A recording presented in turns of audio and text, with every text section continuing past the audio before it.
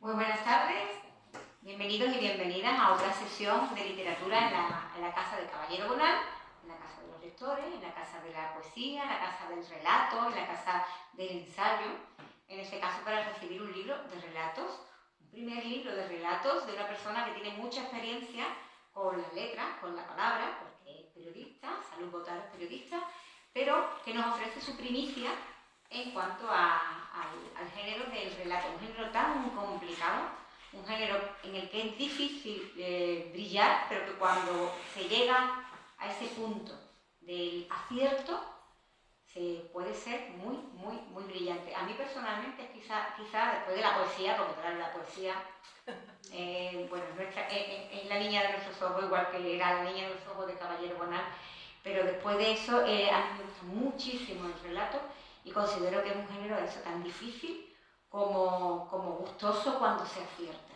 que creo que es el caso.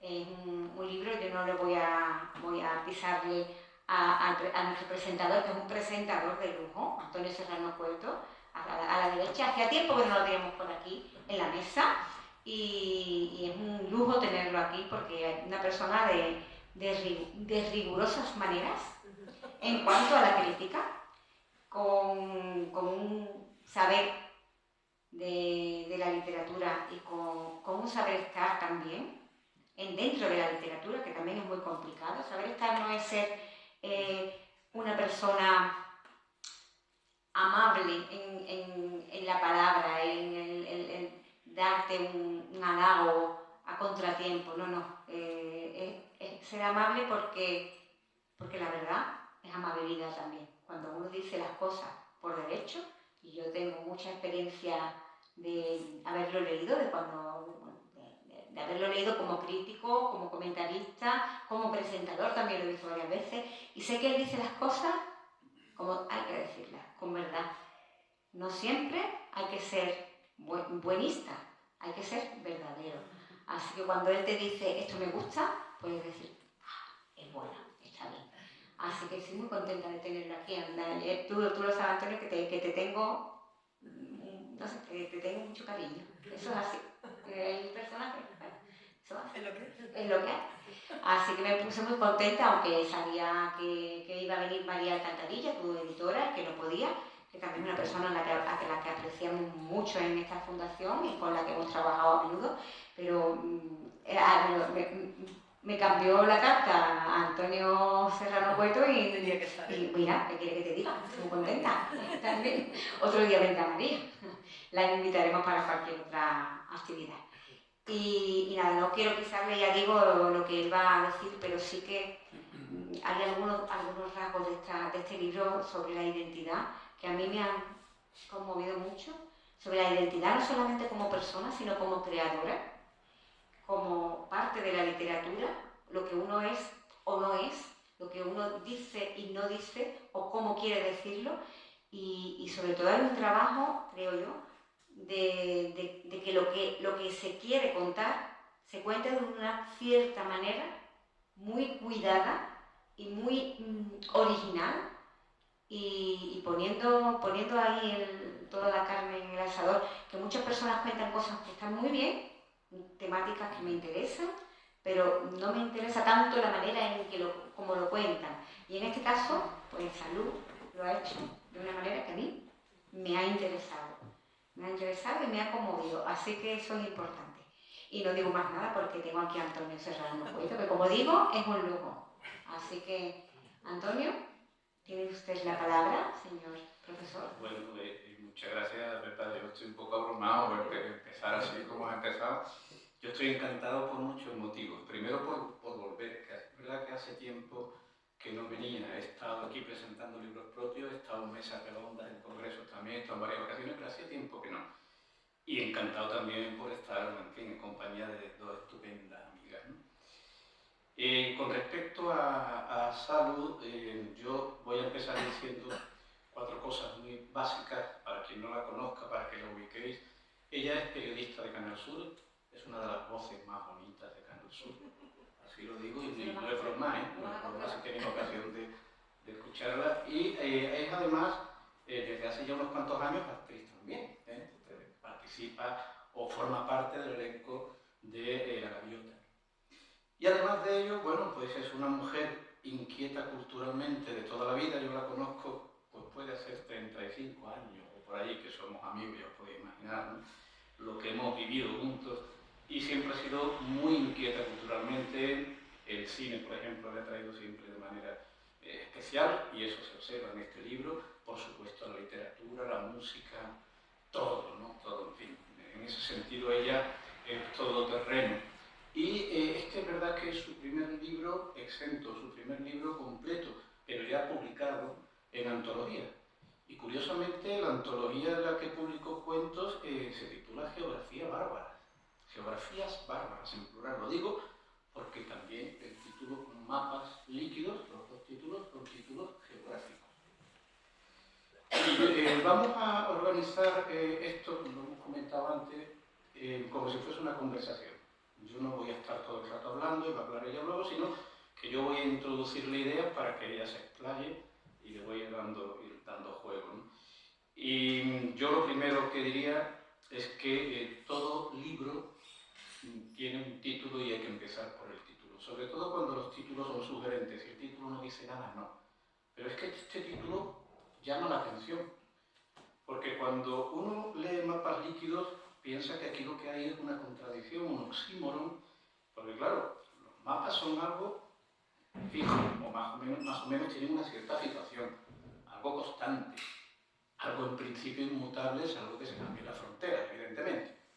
Pero lo líquido es todo lo contrario, lo líquido es lo mudable, es la metamorfosis, es evidentemente lo inestable, ¿no?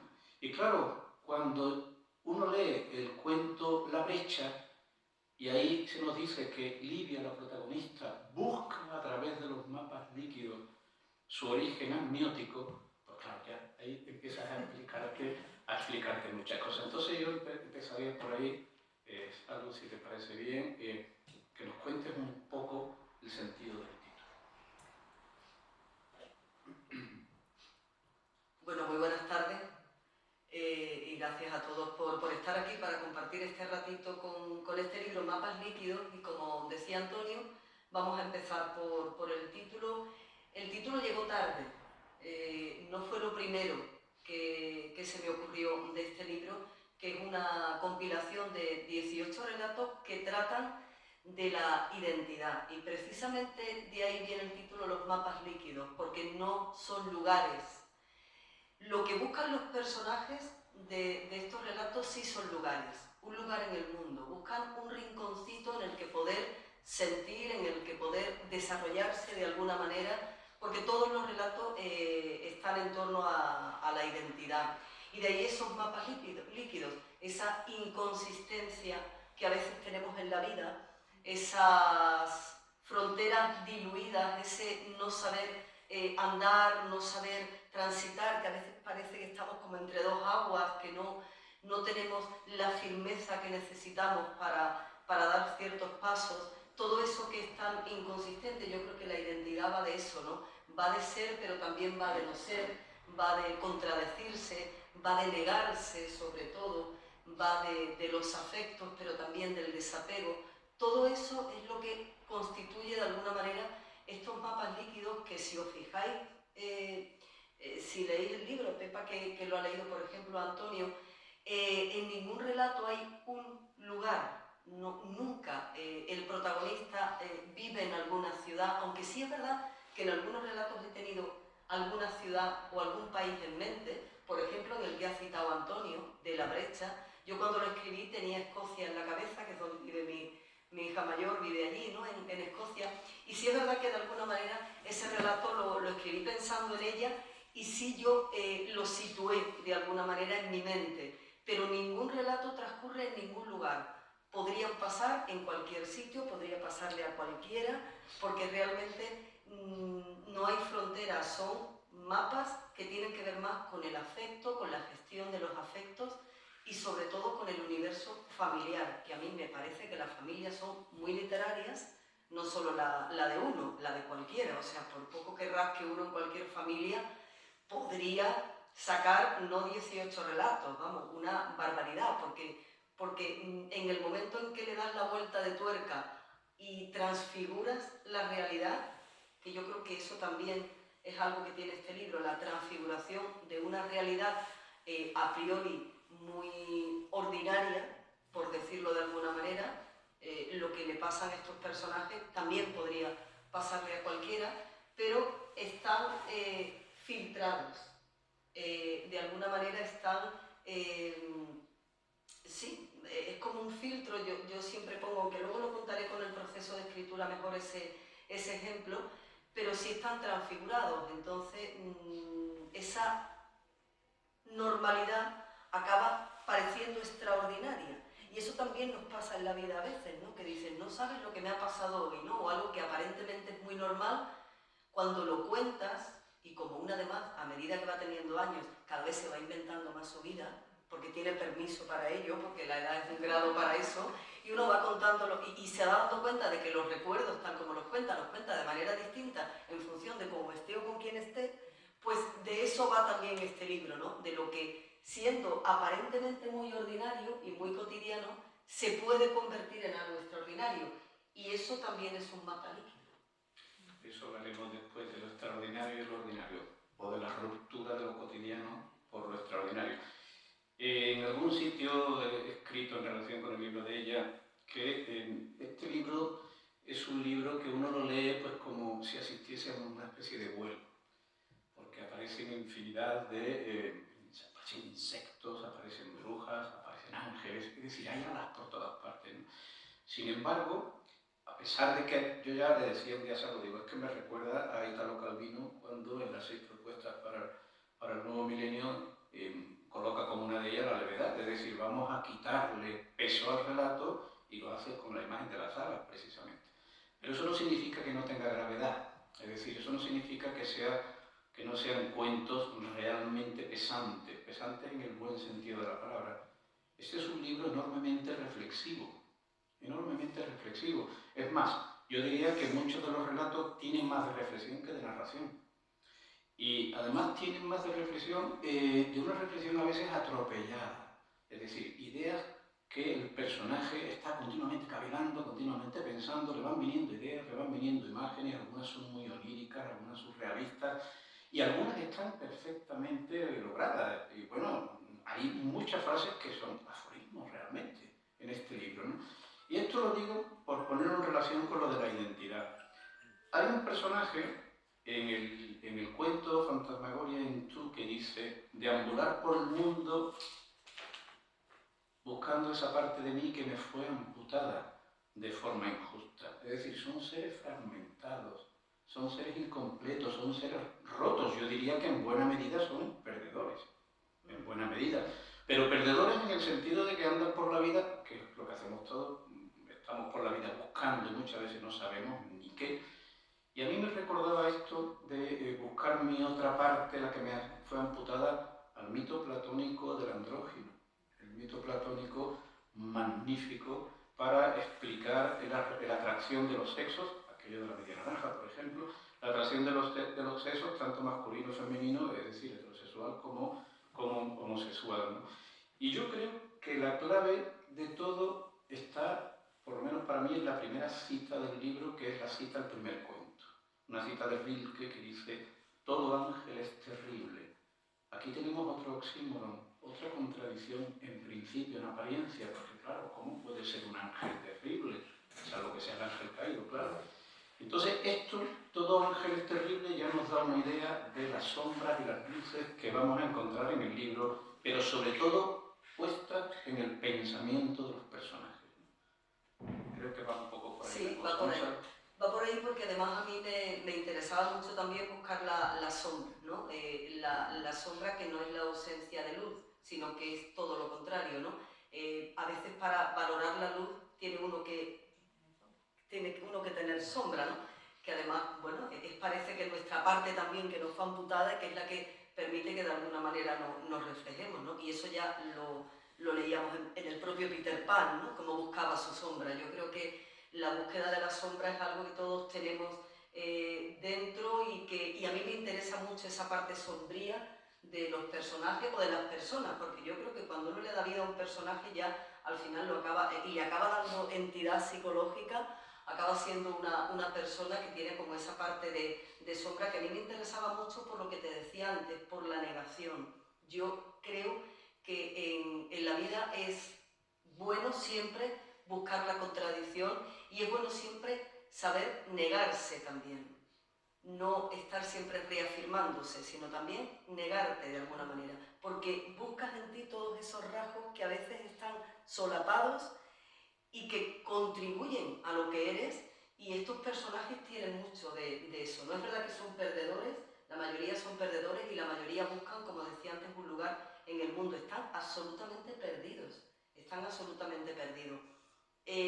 Meterme en la psicología de los personajes para poder entender primero yo y que luego pudiera reflejarlo en el libro, cómo sienten o cómo viven. Por eso decía Antonio que hay mucho de reflexión. Me hizo pensar en romper un poco la estructura del relato clásico, es decir, cada personaje siente de una manera y se expresa de una manera. Intenté ver de qué manera se expresarían si estuvieran en esa situación. Hay un relato que a mí particularmente me costó mucho trabajo escribir, que se llama Al vacío, que ese relato no tiene apenas signos de puntuación. Porque yo pensé, una mujer que está borracha y que ha perdido el último tren en una estación y que viene de la cuarta boda de su padre, ¿cómo hablaría, no? Pues hablaría de manera atropellada, sin puntuación, sin comas, o sea, saltaría de una idea a otra. Entonces todo eso me hizo pensar que así es como debía ser el relato, ¿no? Yo creo que la respiración de un relato dice mucho también de cómo piensa o de cómo siente el personaje o de la psicología que ese personaje te está transmitiendo. Para eso tuve que romper con la manera clásica de escribir un relato, ¿no? Que tampoco era mi intención, porque realmente, bueno, quería llegar a ese punto también de exploración. Yo creo que la literatura también es explorar, y este libro tiene mucho también de eso. Como decía Pepa, habla también de la creación. Hay relatos que hablan mucho de la creación y de lo que supone para una persona sentarse e intentar darle forma o darle vida a algo, que para mí no es fácil, porque yo siempre digo que para mí escribir no es placentero. O sea, no suelo pasarlo bien. Cuando me siento a escribir, por derecho, digo, voy a intentar, no suelo pasarlo bien. Para mí es un poco tormentoso escribir, porque suelo tener la idea muy rápida y suelo tener una idea que me obsesiona a lo mejor durante días, porque pienso, quiero escribir sobre este tema, o porque hay una canción que me ha sugerido una idea, o una película que a lo mejor he pensado que le podría dar otra vuelta si esa historia yo la contara de otra manera. Eso ocurre muy rápido. Yo habitualmente esa idea la plasmo muy rápido y es como si la vomitara. O sea, ¡plaf! Pero luego, desde que la idea está ahí hasta que el relato cobra forma, y iba a decir termina, pero como decía Borges, un relato nunca termina, se abandona, porque como sigas dándole vuelta, siga dándole vuelta al relato, llega un momento en que ya dices, no, esto ya se acabó porque no lo acabó nunca. Desde que eso ocurre hasta que termina, es como una sensación, y esto lo he contado alguna vez, de reloj de arena. Es como si todo estuviera arriba, la idea está todo lo que quiero contar, la arena está ahí, que es la idea y todo lo que quiero contar, pero luego eso va pasando por un filtro pequeñito, pequeñito, pequeñito, pequeñito, que es un proceso, ya digo que a veces nada placentero, hasta que la arena cae en el cono inferior. Y cuando la arena cae en el cono inferior, esa arena ya no es la misma, esa arena ya está filtrada, está más depurada, tiene todo lo que tiene que tener para que la idea inicial pueda ser contada en función de cómo respire ese personaje. La respiración de un relato para mí es importantísima, y la sonoridad de un relato también. Yo normalmente antes de terminar un relato no lo doy por terminado, sino lo leo en voz alta. Y se nota, ¿eh? Y se nota. Y se nota cuando lo has leído, porque a veces cambias cosas porque al leerlo la sonoridad no te cuadra. Y dices, este relato no respira bien, no respira bien. Y entonces tienes que volver Y antes me grababa, ya eso no. Pero es verdad que ya no, ya eso lo he dejado. Sí, la profesional. Sí, eso yo creo que era de formación. Pero es verdad que si no me suena bien cuando lo leo, y es más, me pasó en un reportaje en la tele, que cuando publiqué el libro, que una compañera leyó un relato y me pareció totalmente distinto. Porque tal y como ella lo entonaba y las pausas que hacía y todo, parecía otro relato. Yo creo que para mí la sonoridad de un relato es fundamental para darle el matiz al personaje que necesita y para ponerlo en un campo semántico que también me interesa mucho, porque me interesa también, sin ser demasiado preciosista, porque no creo que sea esa la intención, pero sí intento cuidar mucho el lenguaje. De manera que, hombre, intentando adaptarlo a lo que el personaje quiere decir, pero sí me interesa mucho eso también. Yo enlazo con lo que ella decía al principio, que nadie espere encontrar aquí esos relatos al modo tradicional, ni mucho menos. Ya hace varias décadas que en España se ha ido creando un grupo de cuentistas magníficos, en torno a varios de ellos, algunas de las editoriales más importantes, como por ejemplo Penas de Espuma, entre otras, ¿no? Y ya muchos de ellos, estoy pensando en Eloy Quisón, por ejemplo, en Ángel Orgoso, o en Hipólito García Navarro, ya ellos rompieron las costuras, como les gusta decir, las costuras del relato tradicional. Y eso es lo que hace también ella. Lo hace, ha puesto como ejemplo El vacío, pero también lo hace en algunos relatos que uno lo lee y podría perfectamente estar leyendo versículos, perfectamente, como si fuese prosa, o más bien poesía poética o prosa poética, si se quiere.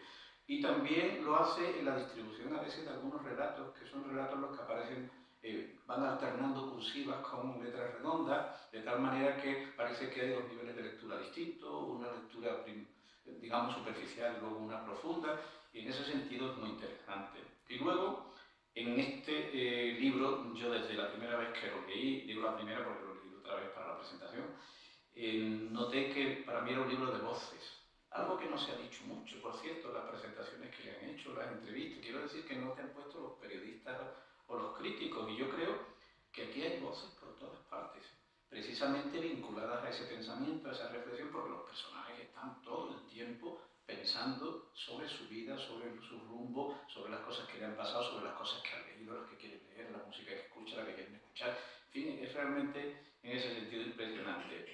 Pero, y ya te dejo a ti, pero hay una cosa que me llama la atención, que tampoco se ha dicho mucho, y es que está de fondo el sueño.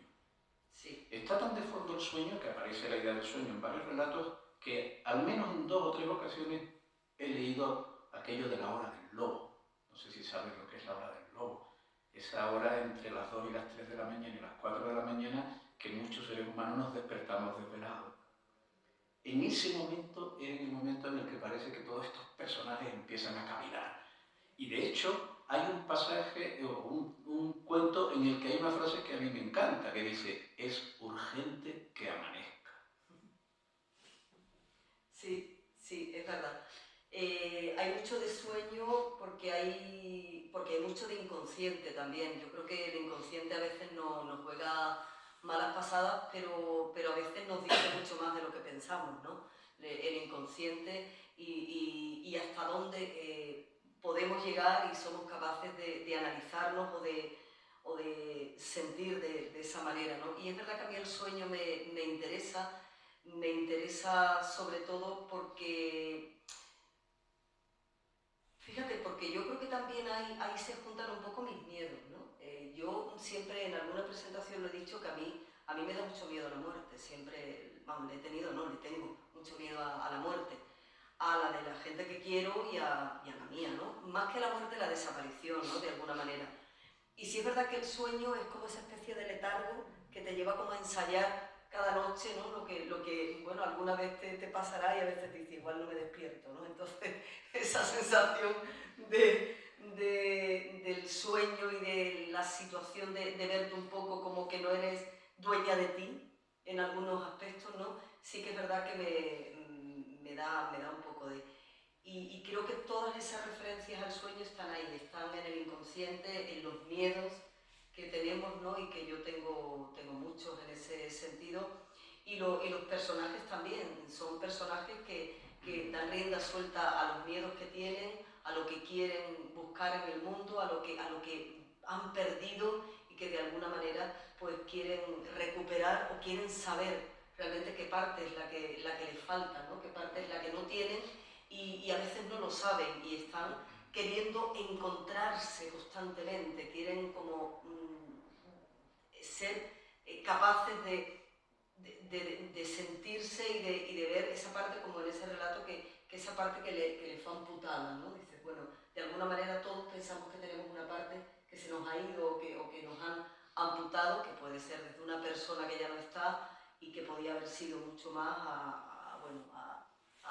oportunidades que en la vida no te han podido venir. Bueno, pues todo eso está, yo creo que también, ¿no? en esos miedos que hay en estos mapas líquidos. Y luego es verdad que todas las referencias a las que tú te referías de musicales o de películas, o bueno, es verdad que, claro, cuanto más años tienes, más referencias tienes también para tirar, ¿no? Y es verdad que eso también me tira de algunos relatos. Yo, a veces, incluso oyendo una canción, muchos de los relatos del libro han nacido de una canción que o bien estaba escuchando en ese momento, y yo que además suelo cambiar mucho el principio de un relato, porque cuando tú tienes claro lo que quieres contar, pero luego el relato toma forma, tiene otra deriva y va cambiando la estructura del relato, el principio es lo que ya no te vale, porque dices, bueno, ahí ya era como el ensayo de lo que esto iba a ser, pero ya el principio no me vale. Sin embargo, hay un par de relatos que sí, ese principio siguió siendo el mismo porque fue la idea inicial oyendo una canción, que es el caso de Every Day, que es la primera frase se me ocurrió oyendo esa canción de Buddy Holly, y en ese momento dije, y nunca cambié esa frase porque tiró del relato, fue como si me tirara y apareció la edad. Luego la estructura cambió mucho, pero yo quería contar la historia de ese hermano que vive con el otro hermano a la espalda, ¿no? Como que su vida no tiene sentido sin el hermano que ha perdido, porque todo gira en torno a eso, ¿no? Y como la venganza está ahí presente también.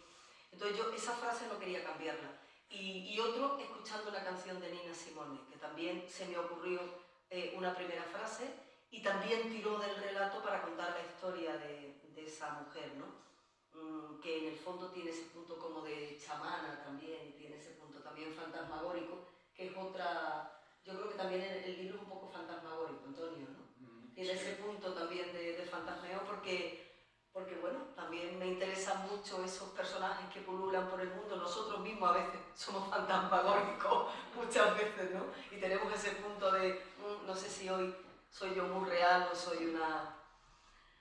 Y eso también me interesaba mucho, y de hecho hay un libro, yo quería hablar, por ejemplo, del feminismo, y así nació, por ejemplo, el blues de las escobas, ¿no? Que quería también entroncarlo pues, con toda la tradición de la brujería, que no es nada medieval, que sigue ocurriendo, ¿no? Y que en muchos países todavía en los que a muchas niñas se les acusa de brujas y son condenadas, ¿no? Muchos países de África, y yo quería también entroncarlo con esa realidad, porque en realidad la base de los relatos son muy reales.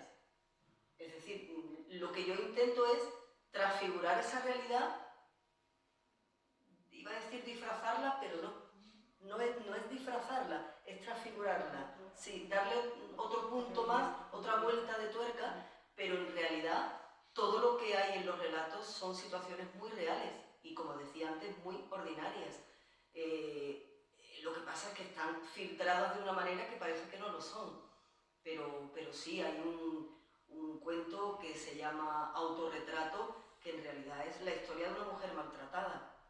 Pero yo no quería evidenciar en ningún momento esa situación, o sea, quería evidenciarla, pero no contarla como tal, sino verla a través de un cuadro, ¿no? Verla a través de cómo ella, que ha perdido esa identidad que tenía, porque es una mujer que ha sido vejada y ha sido maltratada, cómo se reconstruye a través de un cuadro, porque quiere pintarse a sí misma y quiere volver a verse como ella era, ¿no? y no como es ahora. Darle esa vuelta más es lo que en realidad es lo que más me apasiona de escribir los relatos, lo que más me tortura y lo que más me apasiona, porque realmente es intentar darle otra vuelta a la realidad. Muy bien. Precisamente en relación con esto Como último... se le vea hilo de profesor, muy bien. No, pues yo estoy, porque a mí lo que me pasa, como los personajes de tu relato, que me vienen las ideas una detrás de otra, esto para un tren de fotogramas, ¿no? Muchos de los cuentos son un tren de fotogramas, ¿eh? Y a mí me pasa un poco ahora igual. Y estaba pensando, mientras estaba diciendo esto, lo de transfigurar la realidad, que la literatura, al menos la que a mí más me interesa, es la literatura precisamente que transfigura o que sugiere más que dice. Por ejemplo, siempre he pensado que la novela en general está absolutamente, en fin, valorada de más, sobrevalorada. Donde se ponga un buen poema, un buen cuento bien cerrado, que no se ponga una novela de 200 páginas, que la mayor parte de ellas, bueno, en fin, al menos a mí no me dicen nada, ¿no? Y lo digo porque aquí sí que los cuentos, algunos de 2 o 3 páginas, sí que sugieren muchísimo. Sugieren muchísimo, y en ese juego de las citas, que a veces son citas y a veces son pinceladas, alusiones, de la música, del cine, por ejemplo, o de la literatura, es donde yo encuentro algunas cosas muy curiosas, ¿no? Por ejemplo, el primer cuento. El primer cuento comienza con un guiño a la Odisea de Homero, pero no es una cita literal, es simplemente un personaje que se llama Nadie, que además el personaje tiene una barca, y recordemos que Odiseo era marino, entre otras cosas, ¿no? Pero es que en ese mismo cuento, un poquitín más abajo, cuando se va a hablar del personaje, dice la voz, en este caso de la narradora, dice, nació en mitad de un verso. Hombre, pero si eso es Gerardo Diego. En este caso, murió al aire de un verso o en mitad de un verso, ¿no? Entonces, claro, a mí este juego elusivo, que es la intertextualidad, a fin de cuentas, se está jugando con el potencial cultural del lector y la lectora. Es decir, se está aludiendo continuamente a cosas que se supone que una parte de los lectores conocen. Y aquí es donde yo te quería comentar algo, porque claro, aquí hay otro mapa, hay un mapa emocional de una generación. Ella mencionó a Nina Simone, darle a un crío ahora de 20 años un cuento donde se haga un homenaje a Nina Simone. ¿Quién es Nina Simone? Claro. O por ejemplo, un tranvía llamado Deseo, o el Buddy Holly que tú acabas de citar, por no hablar ya de los textos literarios a los que aluden, en algunos casos cita directamente, como La tempestad de Shakespeare, etc. Pero claro, es un mapa emocional, tú eres consciente, generacional. Sí, es decir, tú estás invocando a gente más o menos de tu generación, porque evidentemente si no, no llegaría, ¿no? Pero hay algunos cuentos, como por ejemplo a mí ese de Nina Simone, que me parece un homenaje precioso, me gusta mucho, que es Gospel, si no recuerdo mal. Gospel, ¿no? Sí. Gospel, me gusta mucho. Por eso digo, es un libro variado. Variado en el sentido de que los relatos no tienen el mismo enfoque, tienen enfoques muy diferentes, construcciones muy diferentes y, en fin, son muy sugerentes, muy evocadores, ¿no? Entonces a mí me gustaría que nos hablara un poquito precisamente de esto, de este mapa emocional. Tú has dicho antes que muchos te han venido escuchando música, pero a veces cuando se hace literatura metiendo demasiadas referencias literarias o cinematográficas, eso puede pesar en negativo. En este libro no pesa en negativo para nada, porque muchas de ellas están traídas con una sutileza, como una pincelada, y entonces da gusto leerlo, ¿no? Entonces, bueno, sé que has dicho antes buena parte de esto, sí, pero por si querías ampliar un poco más. Pero es verdad que atiende a una generación, claro, aquí hay un bagaje de años de lectura, yo he sido sobre todo lectora, entonces bueno, son muchos años, de hecho fíjate, tú has mencionado el cuento de Nadie con la barca, y fíjate que yo en eso no había pensado en Odiseo, Oh, mira. O sea que yo, fíjate, o sea que me imagino que lo tienes porque lo has leído y todo ese bagaje te influye sin que seas consciente de todo lo que te está influyendo, porque fíjate que yo en eso no había pensado. Y ahora que lo dices, pues claro, es verdad, pero son muchos años sobre todo de ser lectora y de escuchar mucha música, y evidentemente te sale solo. A mí es verdad que las referencias del tipo cinematográfico, teatral, me salen solas, y incluso alguna vez he quitado, porque, por lo que tú dices, porque no pesara tanto la referencia que pudiera llegar a comerse el relato, ¿no? Porque a veces si la referencia, si abusas de ella o llega un momento en que ya hay demasiada, ya rozas hay una línea que puede ser como un poco presuntuosa, ¿no? De esta, lo que quiere es contarnos todo lo que sabe. Y no, tampoco quería que fuera eso. Quería de alguna manera que apoyaran, que reforzaran la idea del relato, que le dieran ese punto también de solidez en un libro tan líquido, que tuvieran ese punto de solidez, pero que de alguna manera no se lo tragaran, no se comieran el relato. Pero las referencias están ahí, es inevitable, hasta el punto de que tú me acabas de lanzar dos de las que yo no era consciente, o sea que imagino que eso está ahí y me sale sin saberlo, pero sí.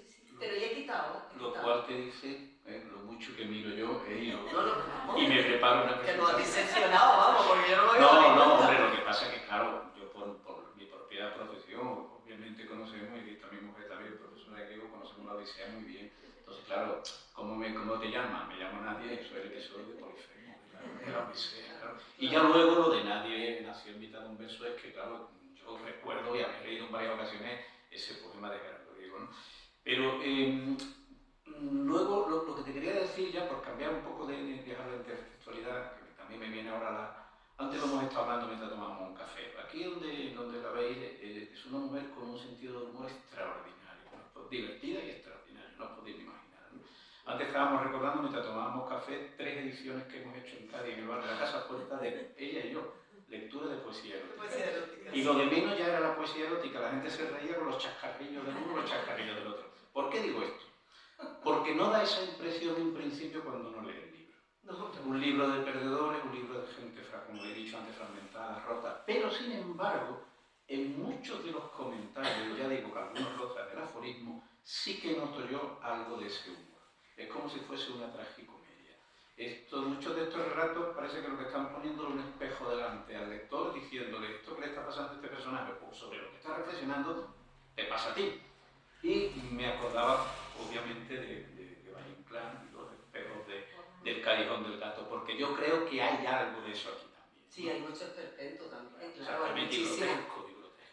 Hay además una sensación de lo grotesco y de ponerte delante del espejo y decir, mírate bien, que esto que tú crees no es así, que la realidad no es la que ves y que hay mucho donde rascar. Y es verdad que lo grotesco está y está el esperpento, que a mí me interesa muchísimo además el tema del esperpento. El sentido del humor, fíjate Antonio, que me cuesta trabajo sacarlo cuando escribo.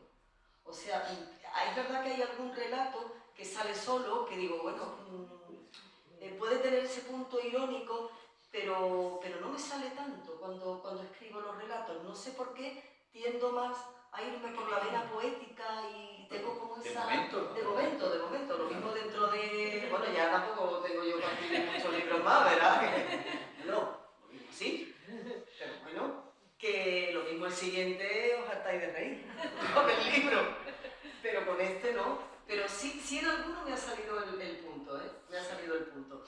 Pero aquí con al vacío, yo creo que al vacío puede ser el relato que tenga más ese punto grotesco y de estar un poco hasta ya no puedo más y aquí ya, ¿sabes? Pero no suele pasar. Pero sí me interesa mucho la parte grotesca que tiene el ser humano, la parte grotesca que tenemos todos, queramos negarla o no, queramos taparla o no, todos queremos ahogar a esa persona que no nos gusta y que todos llevamos dentro, pero la llevamos, queramos o no, y a veces lo mejor es llevarse bien con esa otra parte y decir, a ver, tú y yo vamos a hablar y nos vamos a llevar bien porque esta también soy yo, no me gusta, pero también soy yo. Y entonces, de alguna manera, de esa conjunción de lo que eres y lo que eres también, pero no te gusta, y lo que no eres, y todo ese juego de luces y sombras, yo creo que lo que tienen la mayoría de los personajes de este libro de relatos. Ese ponerse delante del espejo, bueno, de hecho hay uno donde realmente él pide que cubran el espejo, ¿no? de la habitación, cuando entra, porque realmente lo que hay al otro lado del espejo no le va a gustar, y realmente no le gusta, porque es un trauma de su infancia y es un sentido de la culpa que en mí se da mucho, por ejemplo, y yo trabajo mucho la culpa en los relatos, no es que utilice los relatos como terapia, ni mucho menos, pero sí es verdad que soy una persona que tiende a sentirse culpable de todo lo que pasa a su alrededor. Siempre digo, no, esto no ha sido culpa tuya. Pero sí es verdad que me ocurre, entonces eso lo trabajo mucho y la culpa también está muy presente en la mayoría de los personajes, porque es algo con lo que ellos tienen que batallar y sí reconozco que es algo con lo que también tengo que batallar yo, y ahí sí hay mucho de esa culpa. También es un libro, yo diría que enormemente feminista. Es un universo femenino. Yo tengo aquí de una reseña que hice en su momento, les leo solo esta línea. Estos mapas líquidos son un universo femenino. Madres, tías, abuelas, hermanas, cantantes, amas de casa, porteras, brujas, señoras, jóvenes. Todo esto está en tu libro y hay muy pocos hombres. Sí, hay muy pocos. Y los hombres que hay no salen muy bien parados, porque estoy pensando en ese señor obsesionado absolutamente por hacer una piscina en su terreno, mientras que la mujer y el hijo, en fin, un poco menos que decían, vaya la locura de este hombre con la piscina, ¿no? Ella no quería una piscina porque era una brecha en la tierra. Exactamente, por eso digo que no salen muy bien parados los varones. Muchas mujeres sí que hay, y bueno, por ejemplo, el cuento de la bruja me parece fantástico. Fantástico porque tú decías antes, es que todavía hay brujas o persecuciones de brujas en algunos países. No, es que las persecuciones de brujas están a la orden del día, por desgracia. Es que estamos viviendo en este mundo, vamos hacia una casa de brujas. Totalmente. En otro sentido, no necesariamente de la bruja tradicional, ¿no? Y luego esa imagen de la bruja con la escoba, pues yo estaba leyendo y estaba pensando en cuentos infantiles, evidentemente, ¿no? La imagen, que por cierto, la imagen de la bruja con la escoba tiene una tradición detrás que os voy a contar porque creo que es muy interesante. Yo lo descubrí no hace mucho, leyendo unas cosas sobre Lutero y la reforma luterana. La mujer de Lutero, que era una monja con la que se casa, pues entre otras cosas era cervecera, hacía cerveza. Y entonces los grabados de la época de las mujeres haciendo cerveza, el atuendo que llevaban fue utilizado luego por los católicos para meterse con las mujeres de los luteranos, utilizando la misma imagen de la bruja. Y entonces hay escenas de estas cerveceras con la escoba barriendo lo que es la fábrica de la cervecería, con ese atuendo que luego es utilizado para la bruja, ¿no? Y leyendo tu cuento me acordaba. Sí, pero es verdad que ese cuento tiene mucho de los cuentos infantiles. A mí me encantan los cuentos, siempre me han encantado los cuentos. Y es verdad que no solo los leía de pequeña, es que los sigo leyendo. O sea, me siguen interesando los cuentos porque me interesa la otra cara de los cuentos. Los cuentos, luego Disney ha hecho con los cuentos lo que le ha dado la gana, pero realmente los cuentos originales, los cuentos son tremendos, son terroríficos. O sea, la Sirenita real es un horror, ¿no? Y la mayoría de los cuentos lo son. Y a mí me interesa mucho el tema de los cuentos y es verdad que en el Blues de las Escobas hay mucho de cuento, porque yo quería contar la situación de ahora, o cómo se puede traspasar esa situación o lo que está pasando hoy, pero partiendo del pasado. Porque es verdad que algo que tiene este libro también, Antonio, es que juega siempre con el desdoble y con los tiempos. Me gusta mucho saltar de un tiempo a otro. Y no en todos los relatos, porque no todos se prestaban a ello, pero en este Blues de las Escobas sí, porque cuentas a partir de una investigación que hace la protagonista del cuento, cómo va pasando de esa investigación de la brujería a lo que está pasando en la actualidad y cómo de alguna manera ella se ve involucrada, ¿no? por todo eso y acaba yendo más allá de lo que está investigando. Sí, porque me interesaba contar esa realidad. Pero es verdad que hay mucho de cuentos infantiles, hay mucho de brujas, pero también hay mucho de... A mí las princesas me gustaban menos, pero quizá también por eso a las que aparentemente parecen princesas o que van a tener una vida más desahogada o mucho más tal, acaban regular también. Bueno, yo ya creo que lo último que yo te voy a comentar, porque creo que es bueno que ella si quiere luego lea algún fragmento que otro, ¿no? Lo último simplemente ya que tú has tocado, creo que lo has dicho ahora hace un momento, ¿no? Lo del desdoble y el tiempo. En una ocasión que estuvo aquí, por cierto, José María Merino, que es uno de los grandes maestros del cuento en este país, en una ocasión me decía, dice, mira, el género fantástico, que no tiene nada que ver con la ciencia ficción, que es otra cosa, género fantástico tiene 5 o 6 temas nada más. Y llevamos siglos dándole vuelta a esos temas, ¿no? Y uno de esos temas, por ejemplo, es el tema del doble. Mr. Hyde, Dr. Jekyll, etc. Aquí hay cuentos en los que hay desdobles. Y otro es el tema de la metamorfosis. Es que el tema de la metamorfosis, que arranca evidentemente con Ovidio, pasa por Apuleyo y, sobre todo, a nosotros nos llega especialmente a través de Kafka, y uno lee el cuento Membranas, donde esta muchacha se identifica absolutamente con una libélula, y claro, es eso, es decir, en este, sin ser un libro, todo él de cuentos fantásticos, pero hay muchos guiños a la literatura fantástica, esta a la que me refiero, ¿no? En ese sentido, es otra de las riquezas del libro. El libro es un libro fino, pero no se dejen engañar por el volumen, es riquísimo por dentro. Y solo termino diciendo que la forma está, como ella decía antes, magníficamente cuidada. Ya quisieran muchos escritores y escritoras que llevan muchos años publicando escribir como escribe Sabina. Y ahora, tú si quieres contestarme o leer, o lo que tú quieras. Ya después de lo que has dicho, voy a leer un poco. Uno que sea cortito y no sé por cuál tirar. ¿Tú tienes preferencia por alguno para leer? Bueno, a mí, por ejemplo, me gusta mucho Membranas, lee El vacío también, si quieres. Membranas, una. Bueno, Vacío, si quieres, que es de una página y pico, creo, ¿no? Al vacío no tiene signo de puntuación, o sea que... Sí, pero como es esa idea, la idea de lo que decías antes. Al vacío no tiene signo de puntuación, pero da igual, venga, como a Antonio le gusta, lo voy a leer. Voy a intentar puntuar un poquito para que os enteréis. Al vacío se llama, ¿eh? Aquí estás, vestida de noche, preguntándote cómo has llegado a esta estación del inframundo donde parece imposible que pueda amanecer. Juraste que solo tomarías un cóctel, solo uno. Si bebes, empiezas a recordar y eso no es bueno. No sabes a qué hora sale el próximo tren, pero seguro que no se dirige a tu destino, así que mejor te descalzas, te frotas los pies con la hierba reseca y disfrutas de este alivio de invertebrado. Siempre te gustaron las perlas y los melocotones en almíbar en la misma proporción, pero encontrar una perla en el mar es más difícil que atorarse con una semilla de melocotón, sobre todo si tus padres trabajan en la fábrica de envasado. La humedad te cala y te pesan los muslos y el pecho, como cuando tenías 13 años y él ni te miraba, solo se fijaba en tu amiga y la odiabas, y deseabas que un meteorito le abriera el cráneo en dos como una ostra, mientras te esforzabas por sonreír sin enseñar el aparato apretando los dientes, y te sudaba el rabillo del ojo que te pintabas con el lápiz de la escuela para que no lo notara tu padre, ese indeseable al que sorprendiste después con la que fue tu mejor amiga saliendo del cine, y planeaste matarlos, y te pasaste toda la noche sorbiendo el caldo de una lata de melocotones en almíbar, hasta que tu madre te dijo: boba, a todas nos han dejado alguna vez, conocerás a otros hombres y serás feliz, y pensaste que la boba era ella, porque la felicidad no consiste en envasarla al vacío 8 horas cada día.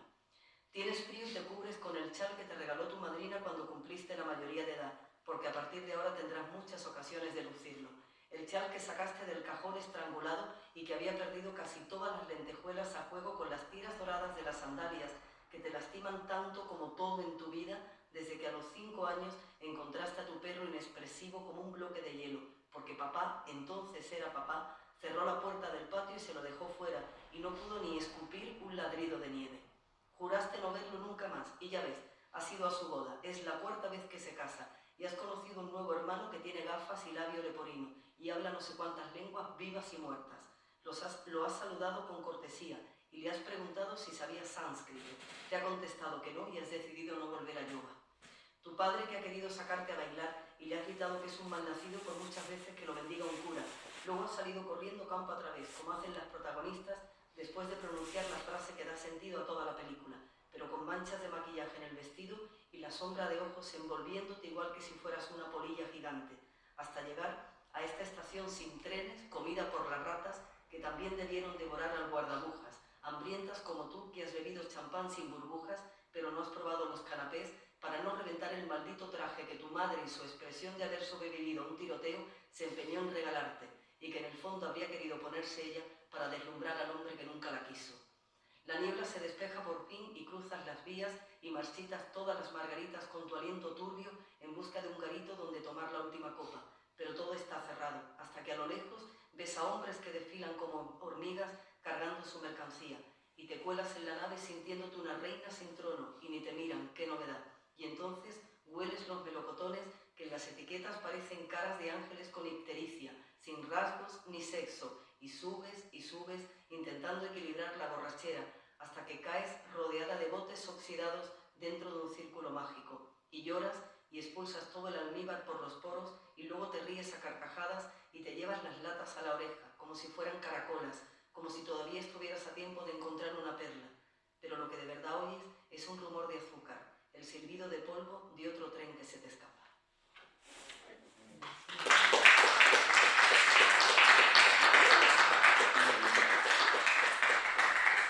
Bueno, pues yo creo que ya, ¿no?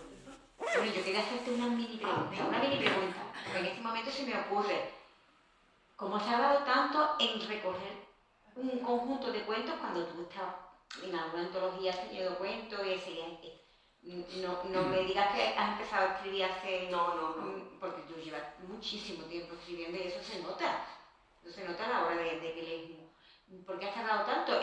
¿Y quién te ha empujado? Mira. Porque esta editorial, que nosotros nunca habíamos tenido, creo que es muy nueva. Bueno, la editorial no, la editorial es Boulevard de los Libros, pero la colección La nueva, que es la que dirige María Alcantarilla, es una colección nueva, Arrabal. A lo mejor es ella la que te ha... Totalmente. Mira, yo no llevo toda la vida escribiendo, yo empecé escribiendo poesía, que, bueno, desde muy pequeña. Yo creo que el primer poema que además yo escribí, lo recuerdo perfectamente, fue cuando murió mi abuelo. Entonces recuerdo ese poema, bueno, recuerdo y además lo tengo, porque lo escribí en el típico diario que se escribían entonces los poemas y lo tengo en casa. Y llevo toda la vida escribiendo. No he publicado antes por pudor.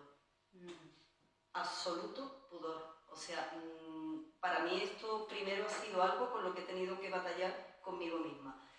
Porque primero nunca pensé que lo que escribía, y esto de verdad que es verdad, no pensé que lo que escribía no tenía valor como para que se pudiera publicar, entonces nunca le di como forma a un libro como un proyecto que dijera, esto realmente sí merece la pena y sí es un proyecto que tiene. Es verdad que María me animó, me dijo que ella pensaba que el conjunto de relatos que yo le presentaba que tenían entidad suficiente como para que se publicara, y luego tuvo la osadía de, cuando le propusieron llevar la colección Arrabal, pues de proponerme que publicara el libro, ¿no? Que fuera la primera que estuviera en esta colección Arrabal de narrativa. Yo, vamos, cuando le di al botón de enviar me arrepentí, o sea, tal como le di al botón de enviar dije, ay, ¿qué he hecho? Pero ya le había dado a enviar y ahora pues es esto. Y ahora estoy muy contenta, ¿eh? Pues estoy muy contenta, gracias, me está dando momentos como este, que para mí es maravilloso. Yo jamás pensé que Antonio me iba a presentar un libro, mira, 35 años después de conocerlo, ahí está. Gracias María, entonces, a María Alcantarilla. Sí, pero es verdad que ella me animó mucho a que por lo menos yo tuviera la confianza y la seguridad de dar este paso, que no la tenía en absoluto, para nada. Y bueno, ahora sí estoy muy contenta, pero es verdad que he tardado un poco más y me jubilo antes. Pero bueno, ahora sí estoy muy contenta. Por cierto, tienen el libro a la venta en la puerta. Si quiere leer literatura diferente y buena literatura, cómprenlo. Sí. Comprendo uno para regalar. Eso lo he aprendido Ruth Gabriel, que estuvo aquí. Incluso con mi orden. Comprendo uno para regalar. Uno para regalar. Porque van a quedar muy bien. Pues muchas gracias por haber venido, de verdad. Ha sido un ratito muy agradable. Yo creí que hoy no iba a poder estar aquí. No te quería asustar, porque ayer tuve un virus de estos de 24 horas. De hecho, estoy un poco todavía como con la cabeza, que me ha costado centrarme, ¿eh? Porque el virus este me tumbó ayer bien tumbadita. Pero bueno, ya está. Aquí estoy y estoy muy contenta. Así que muchas gracias a todos por haber venido. Muchas gracias.